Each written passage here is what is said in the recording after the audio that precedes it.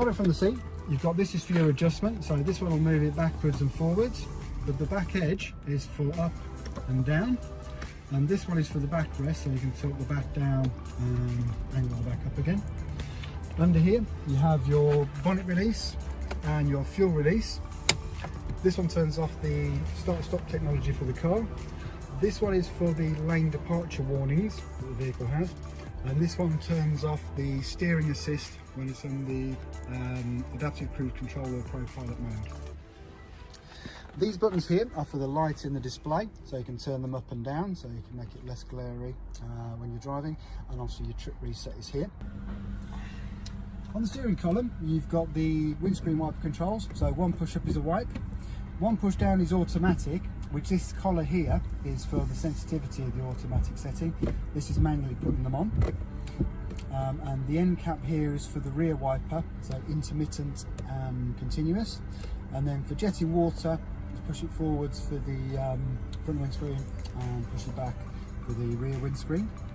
The buttons over here are answer your phone calls on this one, voice activation. This one is for the adaptive cruise control, so it sets the distance that it'll travel separated from the other car. You have a speed limiter button, so if I press that one, you'll see on the display, and if I press set on here as well, like so, it set the thing at 20 miles an hour. Obviously it stops you gradually going over the speed limit. Obviously if I do press the button to increase it, that will change, and if I hold it, it will jump.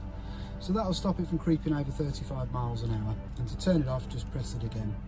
Now the adaptive cruise control, so you press that one and press set. And then if you was doing say 70 miles an hour on the motorway, you can take your feet off the pedals, the car will stay at 70 miles an hour.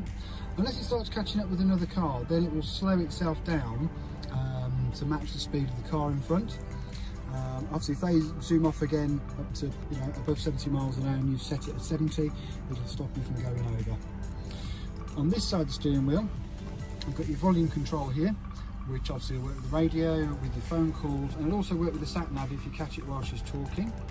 These two buttons here will work, toggle through your radio stations or the tracks on your CD.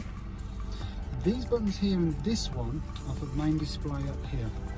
So if I scroll across ways, speed, trip distances, fuel economy, compass, driver attention alert, so you can tell when you're falling asleep, tyre pressures that will show as you drive, warnings about the vehicle, obviously there's a door open, settings. Now if I press OK on the selectors down here,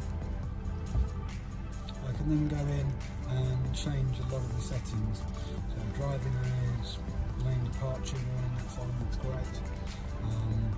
Blind spot warning, you can turn that on and off, and so on.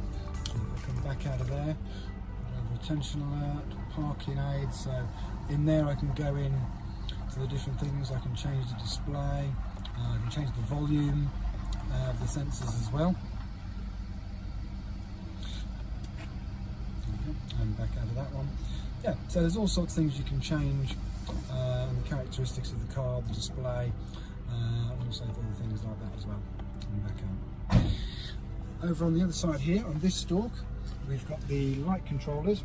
So at the moment it's set on automatic, but you can have it on main lights, side lights, or off. And you've got your fog lights, so push forward for the front, pull back for the rear, and then you've got your flash and main beam by pushing the stick forward.